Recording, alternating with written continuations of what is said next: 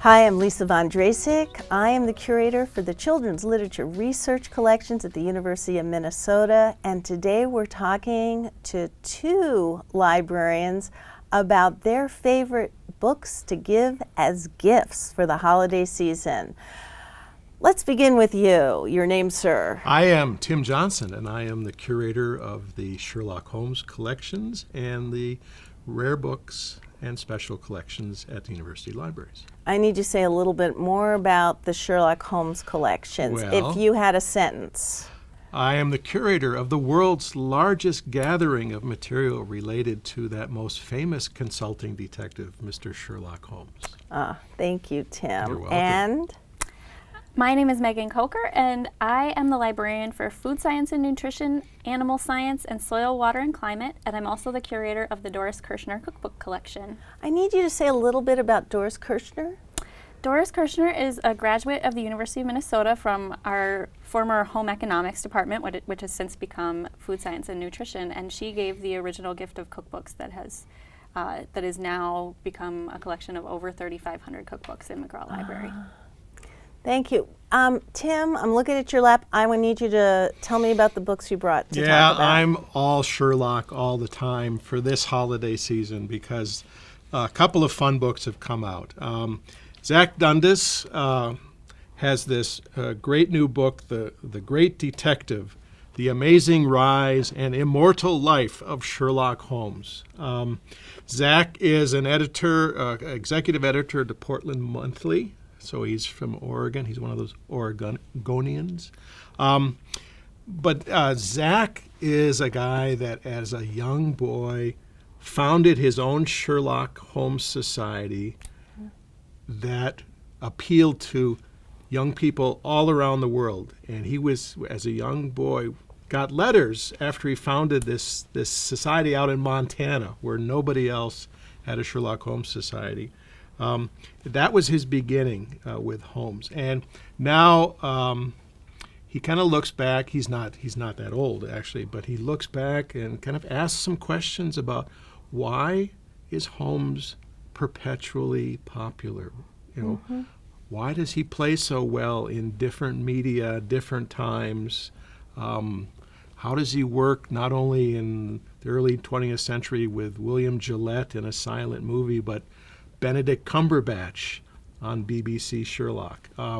So he goes through this great trajectory and meets a lot of interesting people along the way. He travels to Sherlockian gatherings, sites of folks getting together to play around with Holmes and Watson. And Did I read that he speaks a little bit about the reading room here at the university? He does. He starts right out, right at the very beginning of the book. He mentions the collection here and the reading room. Let's see if I can quick land my hands on the page, because it's. I was reading that and I went, whoa, this is pretty cool. He's talking about recreations of the sitting rooms, and he says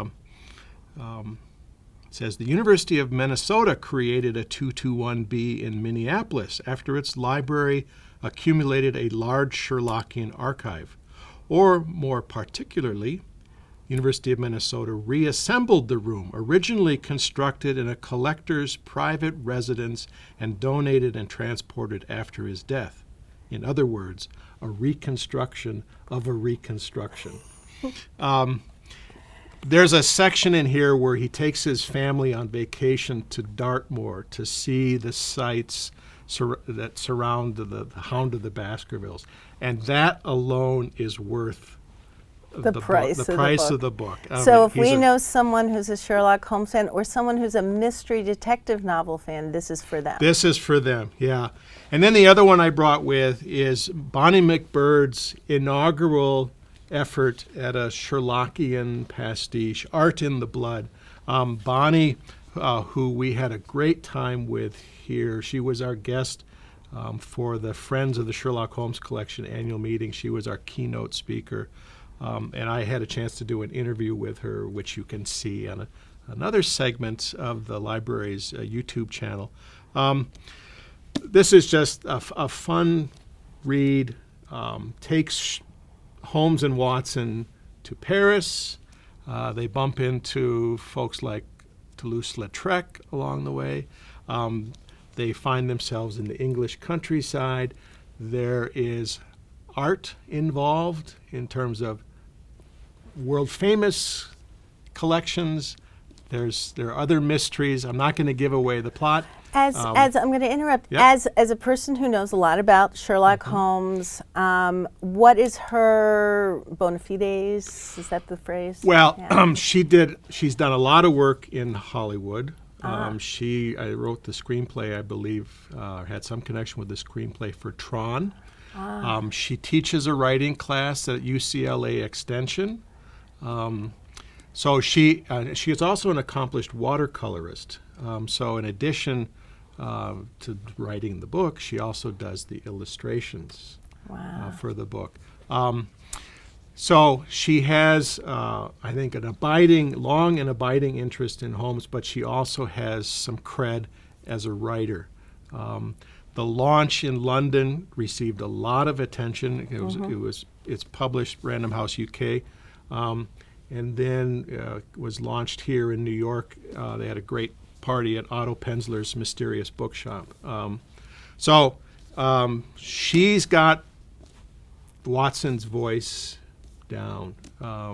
She tells a good tale. She tells a good tale. Yeah. I'm going to move over to you because please hold up that ancient book. This is the Betty Crocker's Cooky book, and that's Cooky with a Y. And I brought this even though it was published in 1963 because I just discovered that you can still buy this. It was reprinted in 2002, so you can still get a brand new copy that is just like this one. And this is the best one, I think, that was ever published. This has all of those classic cookie recipes that, from your youth. Okay, all in here. not So- a baker and Not a don't baker. have a Christmas cookie tradition in my family. Can you tell me, there's there a cookie recipe in there that just brings back memories to you, or Yeah. you can't wait to run home and do it? There are several that you have to have on your Okay. cookie platter. So we talked about the spritz cookies earlier. So spritz cookies, if you do have to get a cookie press for that, but those are a staple of my holiday cookie plate. We only have them once a year. The chocolate crinkles, thumbprints with jam in them, and Russian tea cakes and peanut butter blossoms. You have to have all of those. There's a Scandinavian tradition that when you serve someone cookies, you have to have, I think, at least 5 or 7 different kinds of cookies on the tray. This book will get you there. Yeah. I never heard of that. When I visited family in Sweden, there were multiple varieties of cookies always on a platter or a tray. So we receive a copy. We might want to receive a copy of that earlier, say Yes. after Black Friday. Yes, it would be a good one to get early. So that's one I need to pick up. Yeah, and it's great for because- people, like I have a 2-year-old and wanting to start holiday traditions with her. So people who are, starting to build those traditions, it's great because they either, cooked with their parents. Can with you this just book open or- up and show us Yeah. the illustrations, because Yeah, it they're- feels very old-fashioned It to me. does. Have you recreated any of these from this book to see if they held up over the years? Yeah, I mean, they're ones that. Wait, They I are. see a little notations. So these notations actually are from Doris Kirshner herself. This was her book, and she wrote in here. So also helpful thing from our collection. She puts little notes in these books, so you'll find things about which ones her kids liked. There's one note in here that I love. It's like, I was the only one who liked this, or did I? And so, but she writes, when something was pretty, when she changed the ingredients. So, the reason that this book is still available is that these recipes hold up. They've held up the test of time. So this book is still available now. And do you own this at home? No, I just use the one in our collection. But I'm always grabbing it off the shelf. I would like to get this as a gift if anyone's Hint, hint. watching. Hint. Hint. So you want your own family copy to pass down. Yes. I got to ask too, does Betty Crocker ever say anything about eating raw cookie dough. Not in this book, for sure. I think in 1963 that was perfectly fine.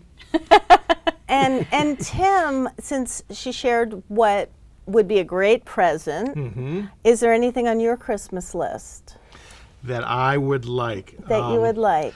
There's a book that just came out, Otto Penzler's Big Book of Sherlock Holmes. Now, this is the man who owns the Mysterious Bookstore. Mysterious Bookstore. He's also a very accomplished author and editor himself, award-winning in a number of ways, and a good friend of the collection. And why the big book? You know, everybody needs a big book of Sherlock Holmes stories, and these are stories that are inspired by the original Conan Doyle stories. I did read a great review of that in the New York Times. So Stephen King has one in there, and is there who else that we can think of? You know, it's so new, I haven't even had a chance to go through. I'm trying to remember if Neil Gaiman might have one in there or not. But yeah, It's that kind of, it's sort of grown-up fan fiction. Right. Yeah. Yeah.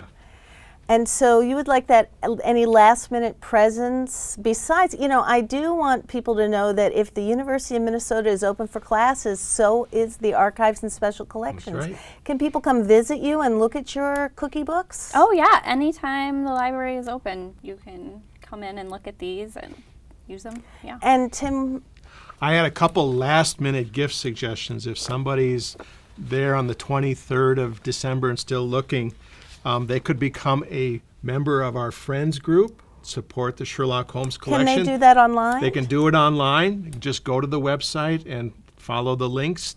And they can also support at an international level. They could join the Baker Street Irregulars subscription of the Baker Street Journal. Can you open that up? What Yeah. kind of articles are in there? Oh, this is the place where all the significant scholarship. I'm just going to hold up that cover because it's Yeah. an interesting cover. But let me just read.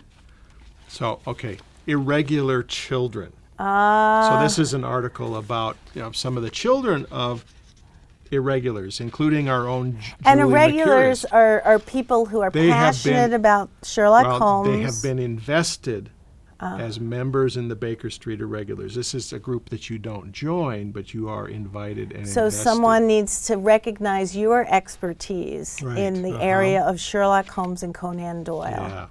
So was Holmes a spiritualist?